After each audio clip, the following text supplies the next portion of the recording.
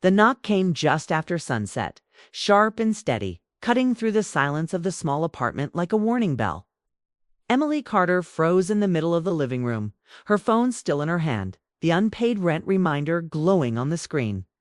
She already knew who it was. The timing was too perfect, too cruel. Rent day. Last chance. No escape. Emily was 29, living alone in a modest apartment in Toronto, far from the Michigan town where she grew up.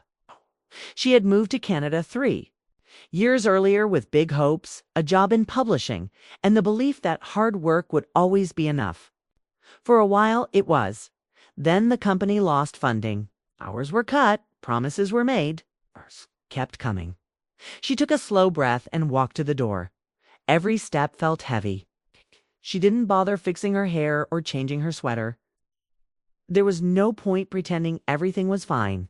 When she opened the door, Daniel Harper stood there. He was calm, as always.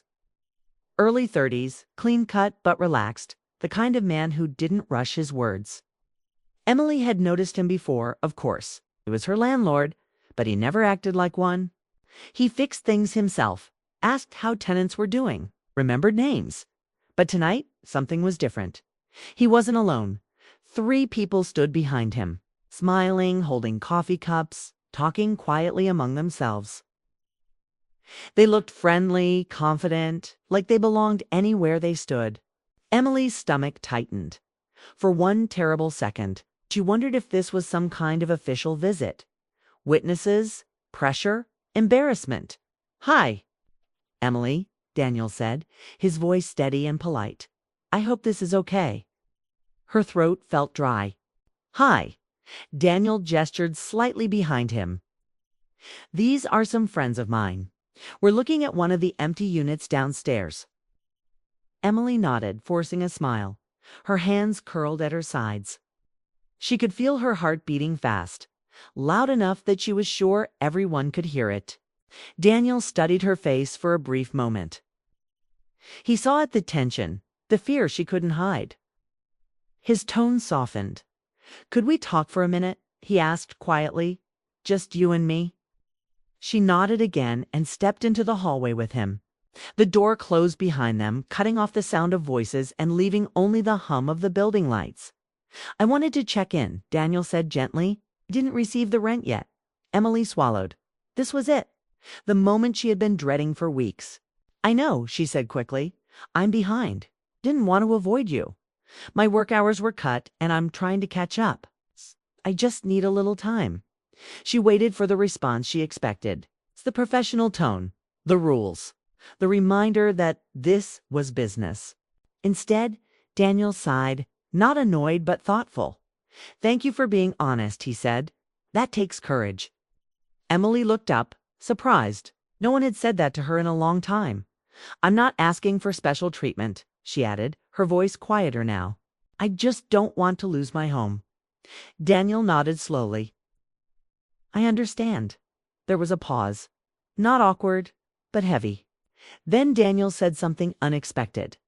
"Come downstairs with us for a bit." Emily blinked. "What?" "I want you to meet my friends," he said. "And I want to talk more without this pressure." She hesitated. Nothing about this made sense, but something in his voice felt sincere. She nodded.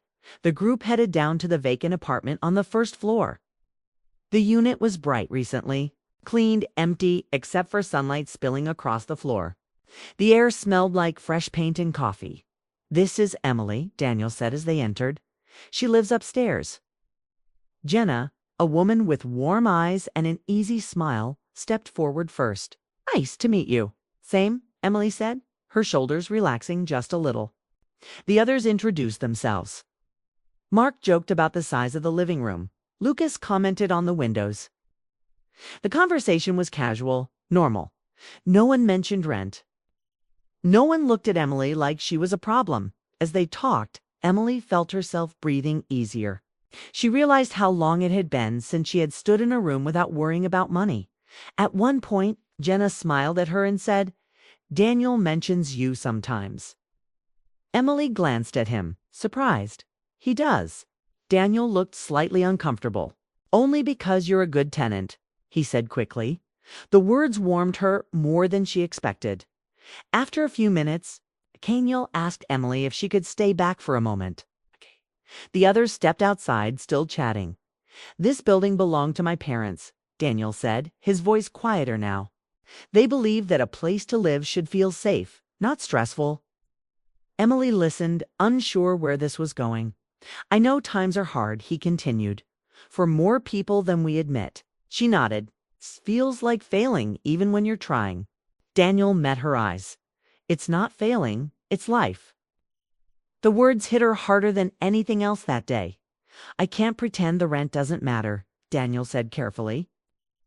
But I don't want to handle this like a machine. We can work out a plan. Emily's eyes filled with tears before she could stop them. She turned away, embarrassed. Thank you, she whispered. Daniel didn't rush her. He gave her space, respect as they walked back upstairs later. The fear that had lived in Emily's chest for weeks felt lighter. Not gone, but manageable. At her door. Daniel paused. We'll talk more tomorrow, he said. You're not alone in this. Emily nodded, her voice steady again. Good night, Daniel. As she closed the door behind her, she leaned against it and let out a breath she felt like she'd been holding forever. The rent still wasn't paid. The future was still uncertain, but something had changed. And Emily couldn't shake the feeling that the knock she feared might be the moment everything began to turn. The moment Emily stepped into the vacant apartment downstairs, something shifted. The air was warmer here, sunlight stretching across polished hardwood floors, making the space feel alive. She had expected awkwardness, tension, maybe even judgment from Daniel's friends. Instead, she found laughter, casual conversation, and an easy rhythm that made her chest unclench for the first time in weeks. Jenna. The woman with the bright smile immediately caught her attention. You must be Emily, she said, holding out her hand. Daniel talks about you a lot. Emily froze, surprised. He does? She asked, her voice barely above a whisper. Daniel, standing a little behind her, gave a small, almost shy nod. Only the good stuff, he added. Emily felt a sudden warmth. No one had noticed her like that in a long time, like she mattered beyond bills and schedules. Mark and Lucas joined in, teasing each other about furniture arrangements and window views. Their voices were friendly, easy, the kind of laughter that made Emily's shoulders relax. She felt like an observer at first, unsure if she should participate. But as Daniel guided her into the conversation with small nods and subtle smiles, she began to talk, share, and even laugh. Every word felt lighter than the ones she had spoken to friends over the phone or coworkers online. The apartment, empty and bright, somehow made her feel seen. After a while, Daniel asked Emily to stay back for a moment while his friends stepped out to take a call. The hallway outside echoed faintly with laughter as they left, and for a few seconds the apartment felt quiet. Emily felt a mix of relief and curiosity. Daniel leaned casually against the wall, his dark jacket slightly rumpled, eyes soft but focused. This building, he said quietly, was my parents' dream. They wanted it to feel personal, not just a place to pay bills and leave. Emily blinked. She had always thought landlords were distant, transactional people. Never someone who carried a dream for their building or for the people living inside it. I didn't know, she admitted. Daniel's expression softened. Not many do. But I wanted you to see it. Really see it. You've worked hard to keep this apartment, even when life hasn't made it easy. Her chest tightened. No one had recognized her efforts lately. Every late night she spent working, every skipped meal, every borrowed dollar had all been invisible until now. And yet here was Daniel, acknowledging it quietly. Without a lecture or judgment, I can't make everything disappear, he continued. I can't magically pay the rent for you. But I can offer time, flexibility, and support. Sometimes that's enough to breathe again. Emily felt tears prick her eyes, but she blinked them away. Why are you doing this? She asked softly. You don't have to. Daniel looked at her steadily. Because I see you. And because sometimes the right thing isn't rules or deadlines, it's showing up for someone when they need it most. The words hung between them, quiet but heavy with meaning. Emily had spent so long trying to hold herself together that she had almost forgotten what it felt like to be seen, really seen. Her heart thumped in a way that startled her, not panic, not fear, but something new, something tender. When Daniel's friends returned, the atmosphere shifted gently. Emily wiped her eyes, straightened her sweater, and smiled. Jenna laughed softly at some joke Mark made. Lucas added a witty comment, and Daniel's small smile caught her off guard. It was a smile meant only for her. She wasn't sure why, but it made her feel lighter, less alone. They spent the rest of the afternoon exploring the empty apartment, imagining furniture layouts and decorating ideas. Emily found herself laughing more freely than she had in months. Daniel stayed close, explaining details about the building, stories about his parents, and occasionally letting a quiet glance meet hers. There was no rush, no awkward tension, just the ease of being in a room where she felt welcome, where mistakes and worries didn't define her at one point. Daniel leaned against a sunlit window and asked, "Do you want to take a quick walk outside? The air might help clear your head." Emily hesitated. It wasn't the suggestion itself, but the thought that someone cared enough to notice her well-being. She nodded, and they stepped out together into the courtyard. The city smelled faintly of rain and fall leaves, a mix that always reminded Emily of home.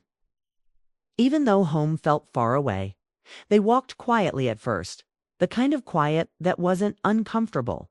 Emily felt her thoughts untangle, worries about rent and bills floating somewhere in the background instead of pressing against her chest. "I don't even know how to thank you," she admitted. Her voice soft. Daniel shrugged lightly, eyes scanning the courtyard but somehow still focused on her. "You don't have to. Just promise me you'll ask for help when you need it. Life's not meant to be carried alone." Her eyes met his. The way he said it, gentle, patient, without pressure, made her chest ache in a way she couldn't explain. It wasn't romantic in the obvious sense, but it was intimate. A closeness built from understanding, respect, and shared humanity. As they walked back upstairs, Emily felt different. The apartment didn't feel like a cage anymore. It felt like a space she could inhabit fully without shame or fear. And when Daniel paused at her door, she realized he had noticed the change too. "We'll figure this out together," he said quietly. Emily nodded, a small, genuine smile spreading across her face. "Together," she repeated. That night, as she lay in bed, Emily replayed every word, every glance, every moment in the vacant apartment. The rent still wasn't solved. Her bills were still pressing. The future was still uncertain. But the fear that had been a constant shadow was gone. In its place was a strange, fragile hope that maybe life could be kinder than she had expected. The next morning, she found a note slipped under her door. It was short, simple, and unmistakably Daniel's handwriting. "Take a breath. You're not alone." She held it to her chest and laughed softly, a sound that surprised her with its relief. The day stretched ahead with possibilities she hadn't dared to imagine before. She could still struggle. She could still stumble. But for the first time in months, Emily believed that support could arrive in unexpected ways. Daniel's friends became part of this quiet new rhythm. They checked in, shared coffee, and included her in small, thoughtful ways. Jenna invited her to a weekend brunch. Mark offered advice for managing finances without pressure. And Lucas brought up local design events, casually including her ideas. Their presence wasn't intrusive, it was life-affirming, like a small chorus reminding her she mattered. One evening, after work, Emily found herself waiting in the lobby for Daniel. The rain had returned, drumming softly against the glass, and she felt that same mix of anxiety and hope from the first knock. Daniel arrived, umbrella in hand, his coat damp from the drizzle. Eyes lighting up when he saw her. "Thought we could grab a quick coffee," he said. "Nothing fancy, just talking."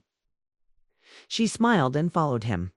There was no tension, no pressure. Just the quiet unfolding of connection between two people who had discovered understanding in a world that guests often overlooked it. They walked through the streets, talking about books, dreams, and small personal victories. Emily realized she hadn't shared her story fully with anyone in months. Yet Daniel listened without judgment, offering encouragement instead of advice. The city around them felt smaller, kinder, as if it too had softened for this moment. By the time they returned to the building, Emily felt a sense of clarity she hadn't experienced in years. The rent might still be a struggle, but she no longer carried it alone. There was compassion, support, and an unexpected friendship pour, perhaps something more that made the weight of life feel manageable. When she opened her apartment door that night, Emily paused. The sunlight from earlier was gone, replaced by the soft glow of her bedside lamp. Yet she felt a lightness that hadn't existed before, a reminder that even in uncertainty, kindness and human connection could create a lifeline. And as she drifted to sleep, the quiet thought echoed in her mind. Sometimes, the most unexpected knock doesn't bring fear. Sometimes it brings the beginning of something new: hope, friendship, and the kind of gentle closeness that could change a life forever. From that day forward, Emily's world felt different. She still had bills, she still faced challenges, but the future wasn't a shadow looming over her. It was a path she could walk with someone who saw her, respected her, and quietly reminded her that even in the hardest times, connection and understanding mattered more than fear. And somewhere in the simple, steady rhythm of life and small acts of kindness, Emily discovered that the world could feel bigger, warmer, and more promising than she had ever dared to imagine.